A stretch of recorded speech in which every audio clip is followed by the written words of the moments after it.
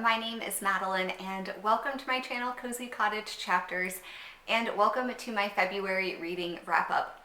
February was a really great reading month for me, not only in terms of the number of books I read, but also in just reading some really wonderful, amazing stories that I have just enjoyed being immersed in and thinking about, and just such a good reading time for me.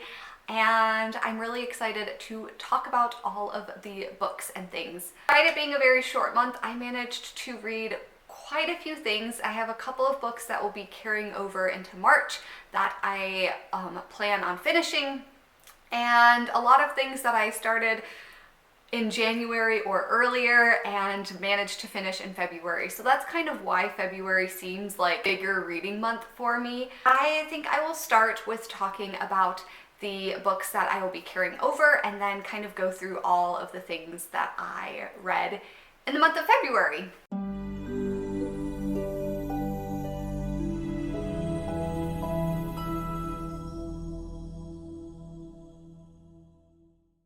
So let's get into it.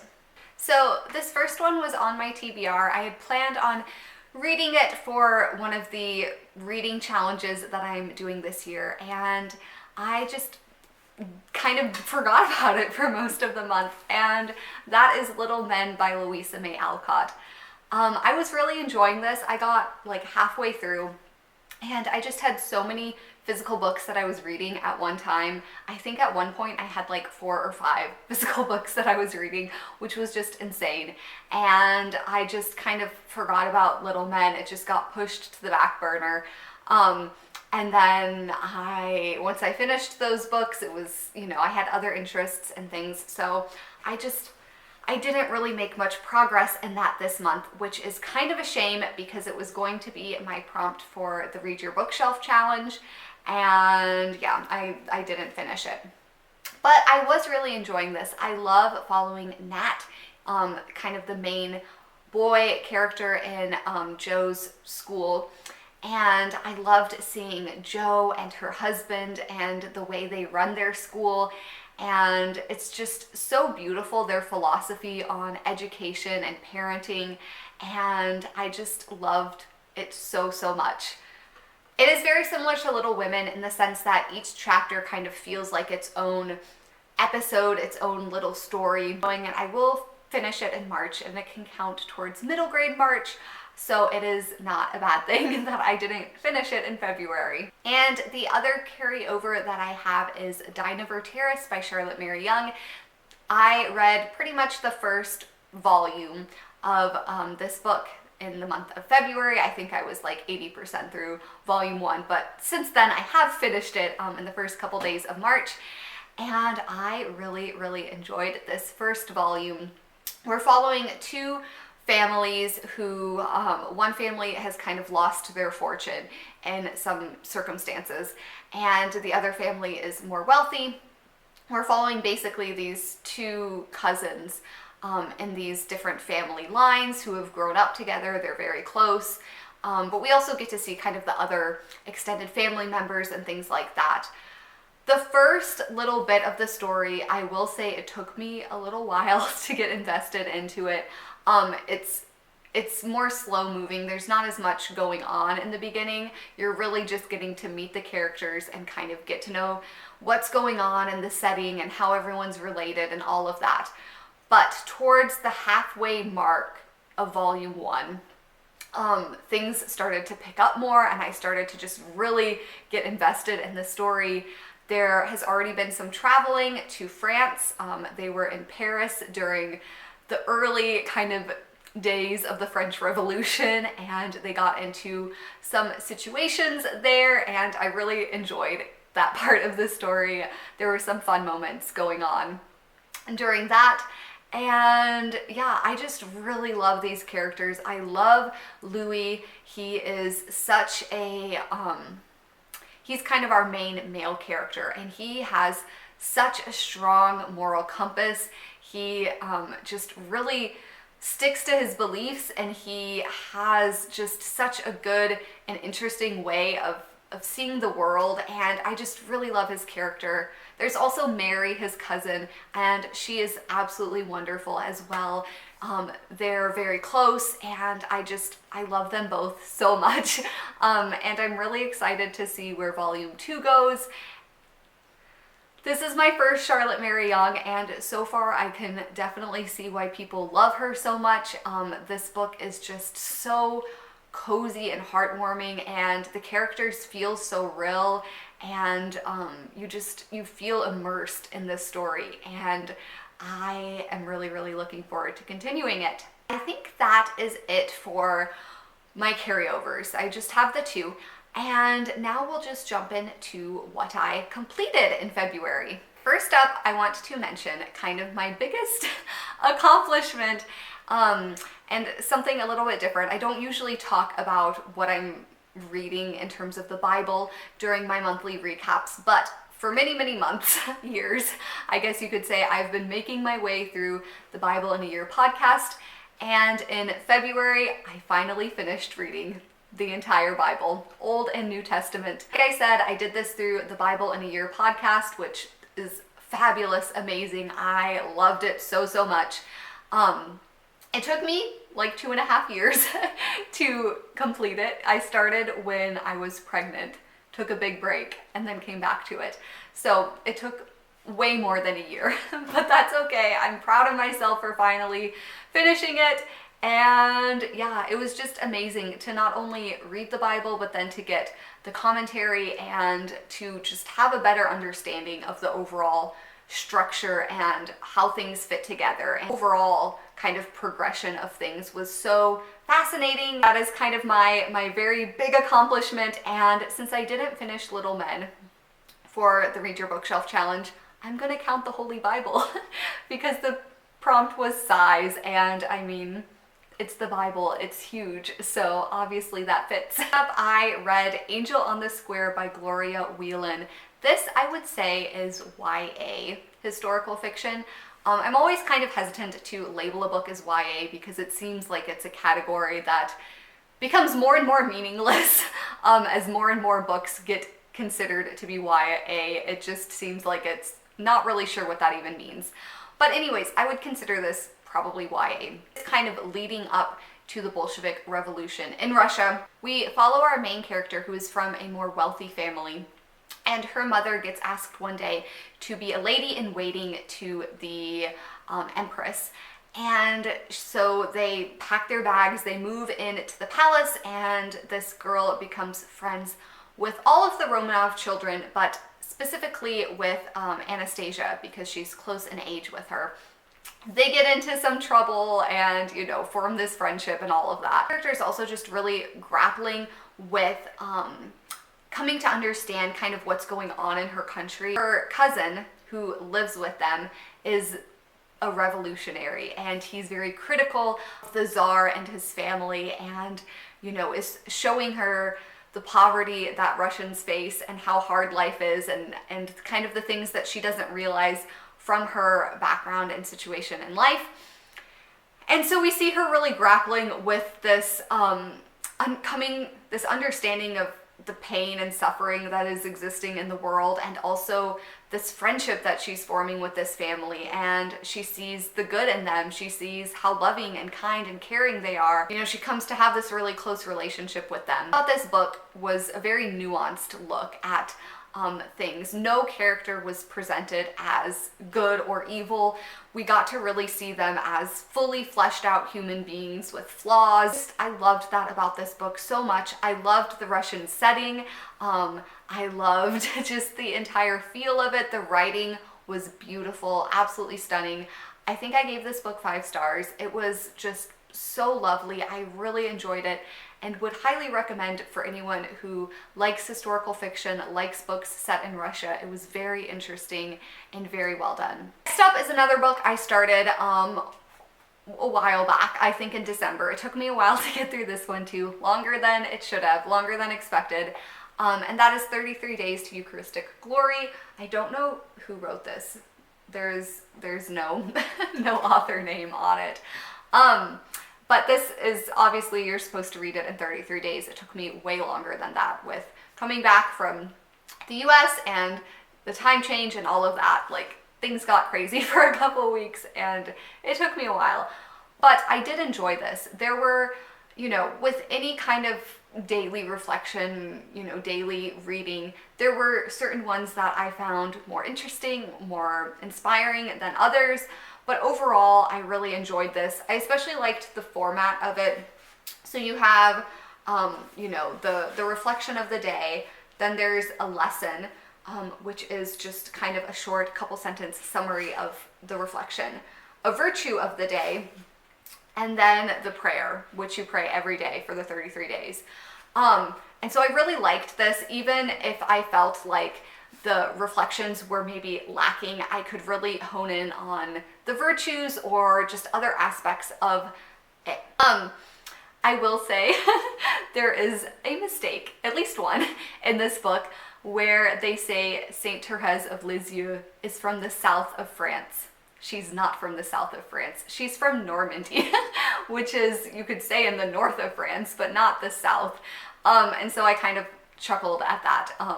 But anyways, that's not a very big deal. Overall, this was an enjoyable read, and it definitely made me appreciate the Eucharist more. Definitely big takeaways for me in this book, things that I'm still thinking about when I go to adoration or go to mass, and just are really, really powerful. I enjoyed this, and this was my first spiritual reading of the year, so happy to have completed that as well. Then I finished the Kristin Lavransdatter trilogy by Sigrid Undset and read book 3, The Cross. I adored this book so much. I had some reservations in book 1 and 2. There were just moments where Kristin as a main character drove me crazy and I had a hard time relating to her and a hard time connecting to the story. But book 3 really pulled things together for me and really made an impact. It is such a powerful story. As is the case in the previous books, the writing is beautiful, the scenery, the setting is lovely and rich and descriptive, and all of that is still true in book 3. But I feel like I could finally understand Kristin a little bit more. Whether that's because she's matured in this book, and she's older, obviously, or, you know, just the way the story is crafted, I came to understand her a bit better, and I came to really sympathize with her and just really, really enjoy spending time with her in this book. I was making tabbing this book and things, and then my toddler was ripping them out. So all of my notes and quotations and things that I loved, I don't have right now. I guess I could try to find, I underlined some things, but I'm not going to do that. The religious descriptions and imagery in this book are amazing, especially the ending. Yeah, I can't say too much, it's book 3 in a trilogy, so, you know, I want to be kind of vague. But this just really turned things around for me. This book, you know, just stuck with me days and weeks after finishing it. And that's really the mark for me of a good book. I know that a book is good when I can't stop thinking about it, when its characters just kind of infiltrate my mind and I'm just, you know, up at night thinking about them. And that was the case with The Cross. So I'm so glad that I finished Kristin Lavransdatter, and what a lovely, lovely book. So I did participate in the February, I never know how to say that, the fairy tale retelling read-along in February. I read The Glass Gate by Hanna Sandvig. This is a Cinderella retelling, and it was really, really good. I enjoyed it a lot. So our main character, Ella, is she works in her stepmother's wedding dress shop. She does the alterations and custom makes these gowns and things. And she's an aspiring fashion designer. She wants to go to university in New York, study fashion design, all of that.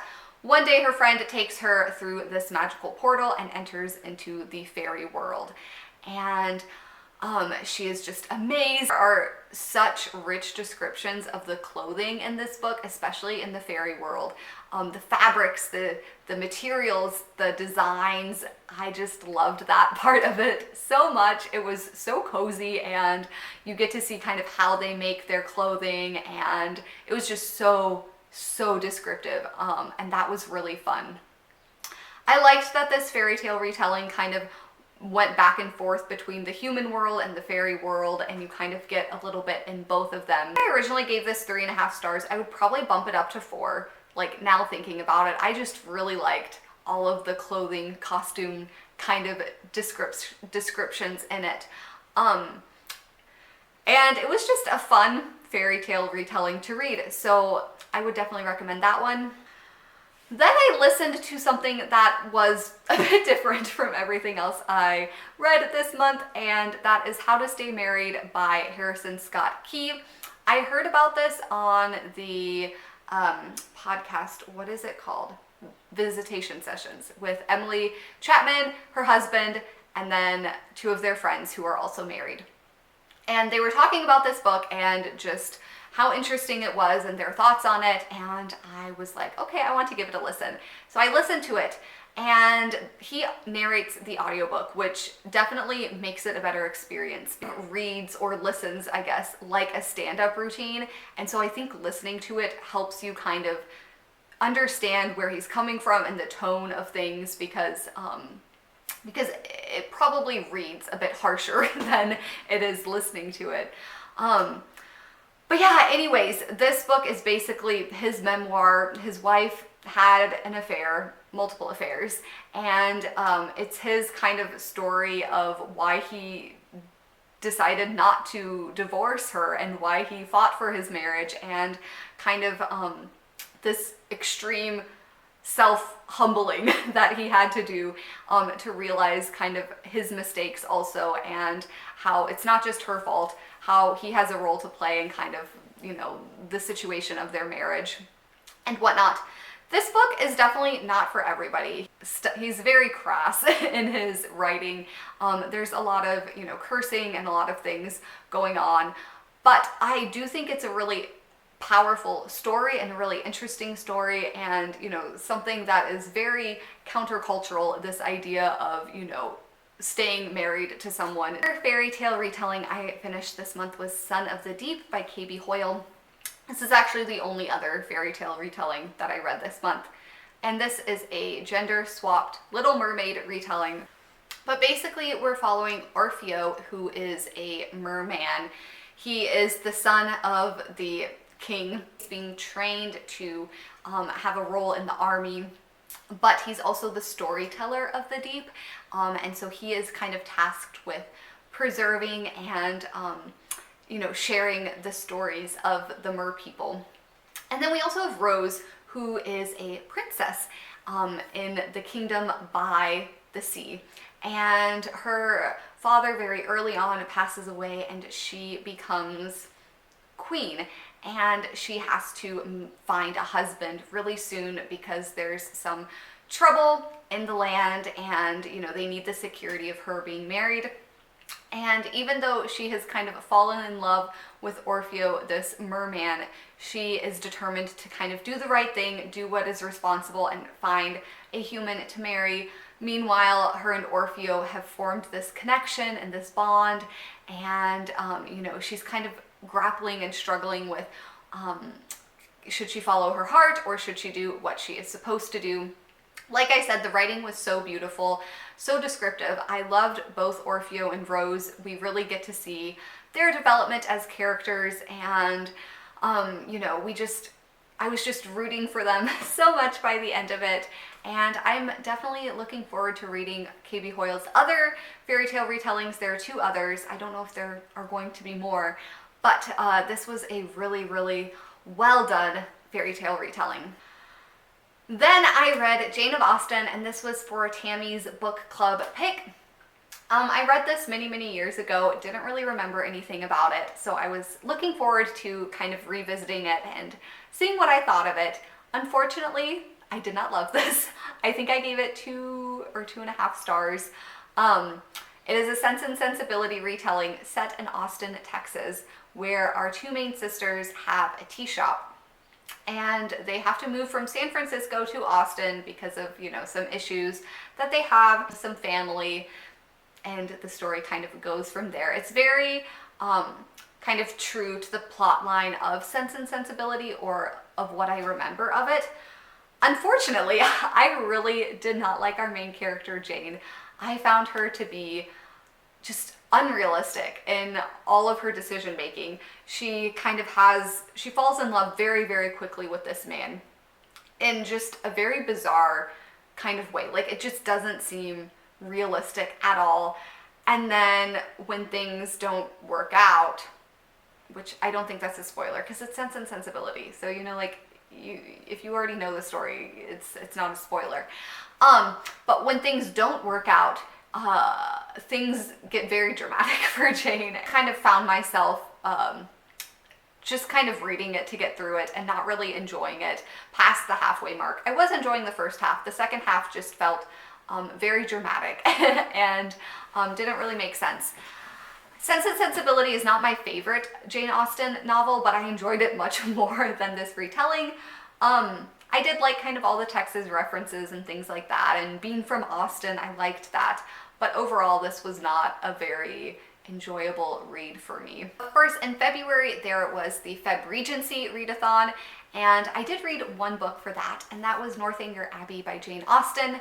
This is Jane Austen's version, I guess you could say, of the Gothic novel, her response to the Gothic novel. And it is very different and a lot of fun. I read this for the Classics Reading Challenge hosted by Anne, and I really did enjoy this. It is not my favorite Jane Austen, but it is a fun and kind of different story.